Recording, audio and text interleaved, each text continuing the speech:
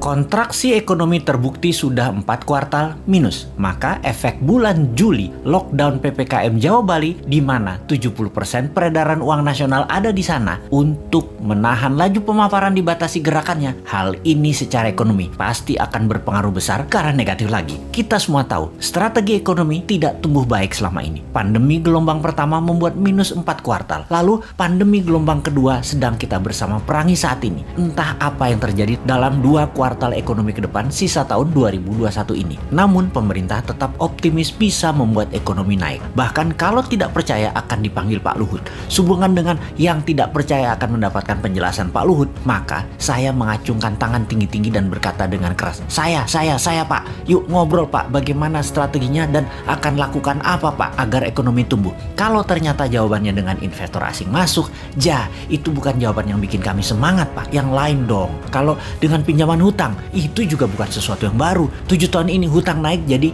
6.500 triliun dari 2.700 triliun sisa Pak SBY. Itu juga bukan sesuatu yang wah, malah sesuatu yang loh. Jadi kalau ada yang tidak percaya mau dengar langsung dari Pak Luhut, terang saya menjadi orang nomor 1 ingin penjelasan. Saya Pak, kami berharap strategi baru yang dipakainya, bukan yang kemarin-kemarin yang terbukti membuat 4 kuartal minus, juga bukan yang membuat impor bertambah naik, juga bukan membuat tenaga kerja asing bertambah banyak di Indonesia. Yang baru Pak, yang segar, ada Pak. Juga bukan seperti selama 7 tahun ini telah berjalan memainkan kekuatan politik. Pernah membelah Golkar jadi 2 di awal dulu, membelah PKS jadi 2, membelah Demokrat jadi 2, membelah PEK 3, membelah PAN, baik langsung ataupun tidak langsung mendukung atau mendiamkan perpecahan politik terjadi. Jangan lagi seperti itu. Jangan terlalu berpolitiklah bernegara. Utamakan keselamatan rakyat, humanitarian. Ekonomi juga jangan terlalu mementingkan asing lah. Hutang, investor asing, keduk hasil bumi, sumber daya alam, tanah air, tenaga kerja asing, pajak mencekik. Dukunglah dengan mempermudah. Seperti izin di BPOM misalnya. Ada ribuan izin yang nyangkut tahunan di sana.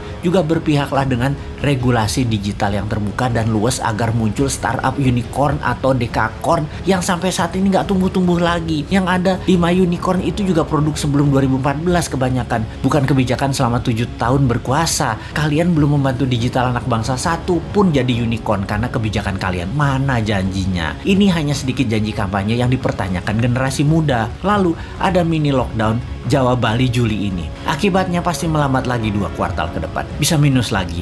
Jangan sampai 6 kali minus loh ekonominya. Sampai akhir tahun 2021 ini minus. Itu berbahaya. Berat mesin ekonomi kalau turunnya terlalu dalam atau diamnya mesin terlalu lama. Yang New Mind takut adalah minyak crude oil yang saat ini $75 per barel.